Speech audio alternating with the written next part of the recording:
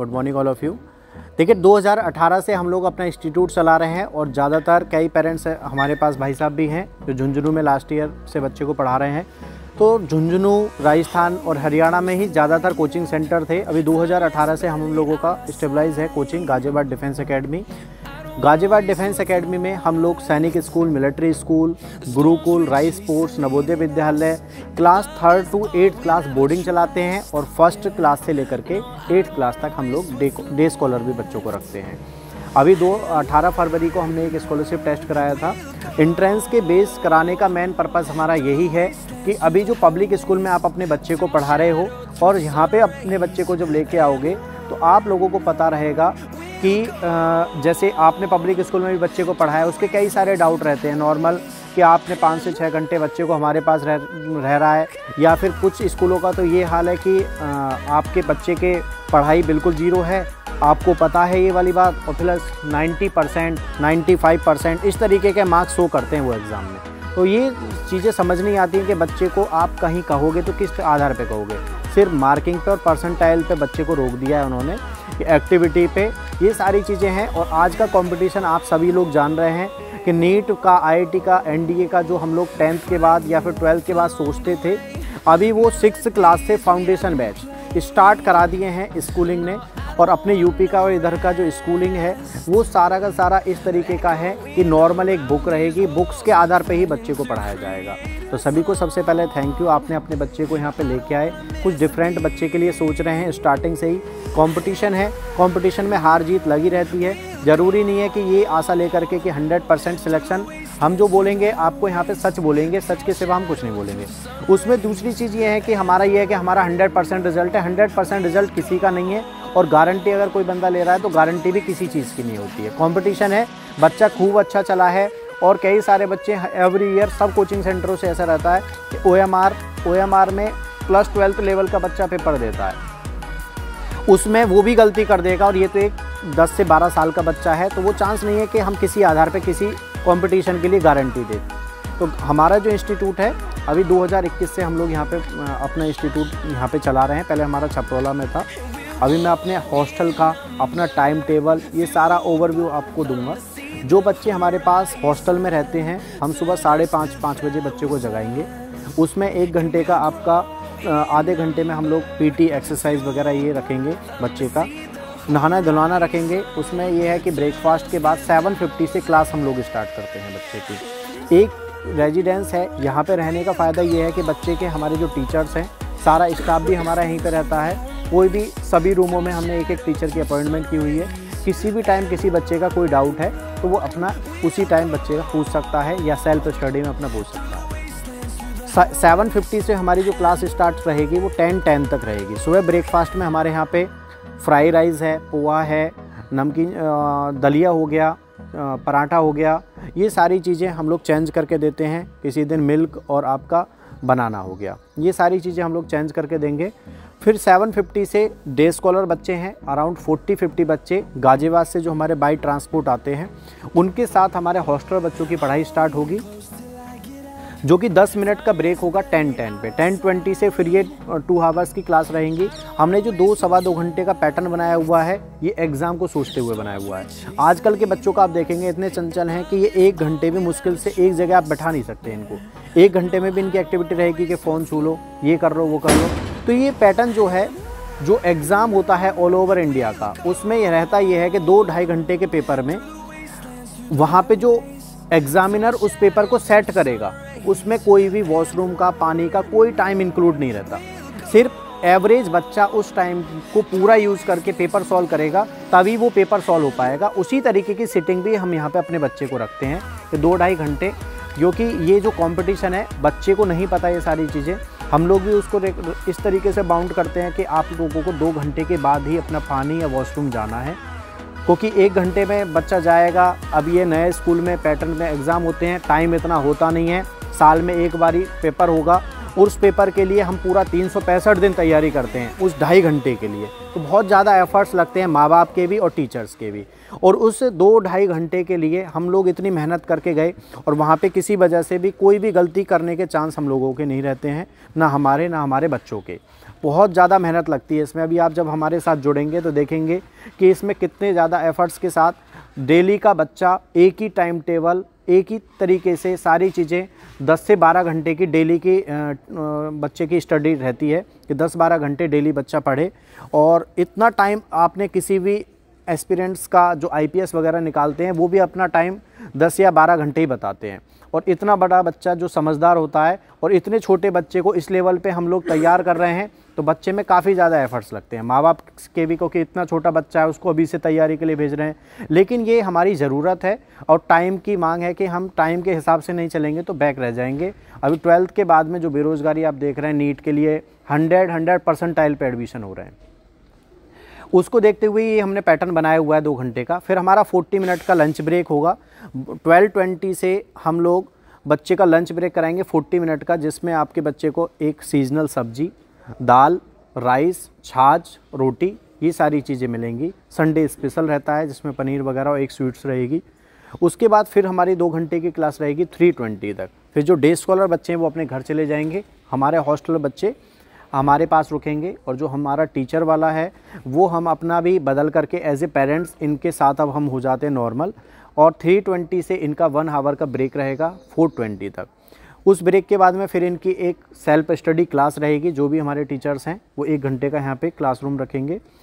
4:30 से 5:30 तक ये क्लास रहेगी। फिर 1 घंटे का हमारा गेम पीरियड रहेगा। टीचर्स भी इनके साथ रहते हैं। संडे में हम लोग बराबर में ग्राउंड है उसमें लेकर के जाते हैं, या कोई हमें एक्टिविटी करानी है, कोई क्रिकेट का हमें कराना है तो हम बाहर लेकर के जाएंगे टीम वगैरह बना करके। हम लोगों का भी यहीं पे 24 आवर्स का बच्चों के साथ रहना सहना होता है। 5:30 से 6:30 का जो गेम टाइम होगा उसके बाद में 30 मिनट की हम लोग एक असेंबली ऑर्गेनाइज़ करेंगे। उस असेंबली में हमने दिन में क्या एक्टिविटी की, किसी बच्चे की कोई रिक्वायरमेंट है, हमने जो टेलीफोनिक लगाए हुए हैं, अगर किसी बच्चे का कोई मन है स्टार्टिंग में, वो बच्चा जब मन हुआ उसका तो कार्ड बनेगा एक बच्चे का, कार्ड में 3 नंबर ऐड ऑन किए जाएंगे।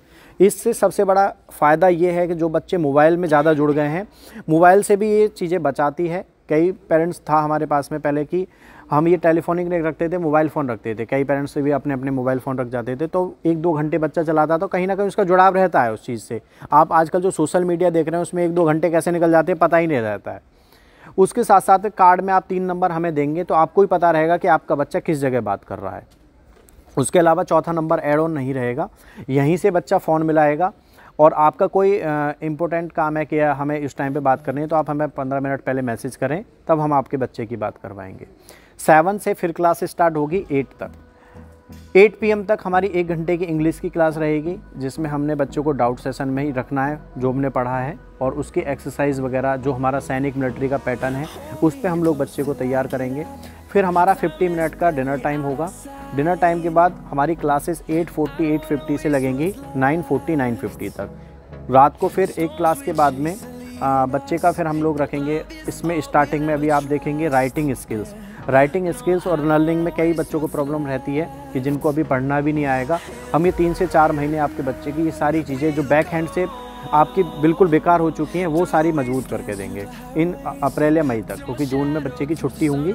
उससे पहले आप अपने बच्चे की राइटिंग चेक करना, उसके साथ साथ में आप अपने बच्चे की लर्निंग चेक करना कि जो बच्चा हमारा 10 पॉइंट भी याद नहीं कर पा रहा था वो हम अपने टेक्निक के हिसाब से हम उस बच्चे को तैयार करेंगे।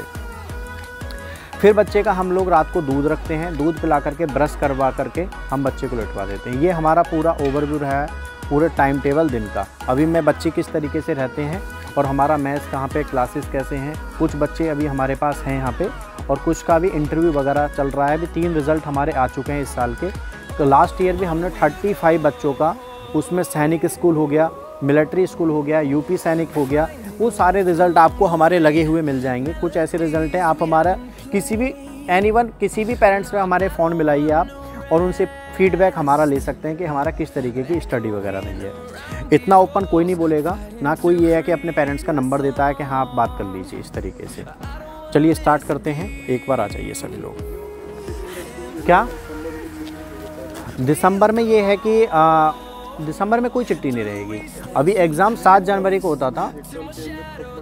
हाँ, छुट्टी का मैं बताऊँ आपको, अभी आप अपने पास बच्चे को छोड़ेंगे तो 25 मई से 25 जून ये 1 मंथ रहेगा बच्चे का। उसके बाद में कोई छुट्टी नहीं है दिवाली तक।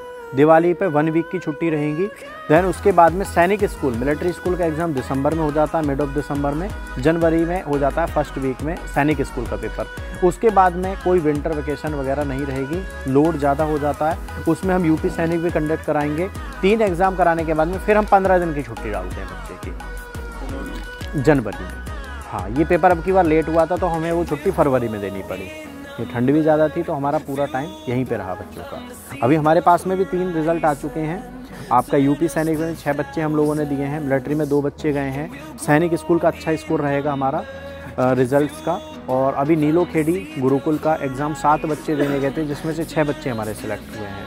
और गुरुकुल कुरुक्षेत्र बचा हुआ है, चमन वाटिका चोटीपुरा ये भी हमारा भी बचा हुआ है, इसमें भी अच्छा रिजल्ट रहेगा। Total all over last year हमने 60 बच्चों में से 35 बच्चे हमने सिलेक्ट करवाए थे। कुछ बच्चे हमारे पास सेकंड चांस के लिए थे जी।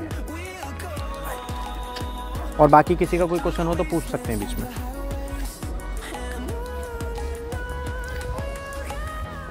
जो लोग डिफेंस से हैं उन्हें समझ होगी कि एक बॉक्स की व्यवस्था उनके पास भी रहती है और वो भी लाइन में ही रहते हैं, उसी तरीके से है बच्चों का जीवन में।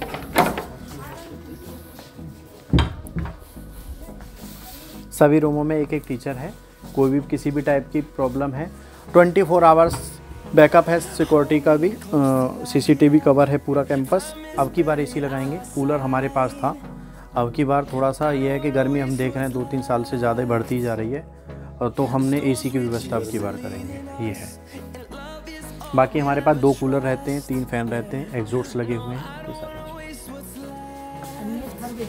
क्या नेट लगता है मैम, कुछ बच्चे लगाते हैं कुछ नहीं लगाते।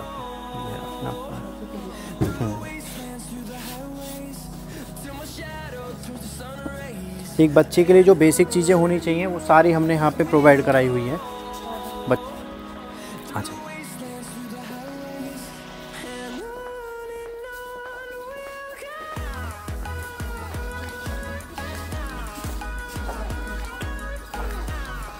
क्या कर रहे हो राना जी? हैं? अच्छा अच्छा।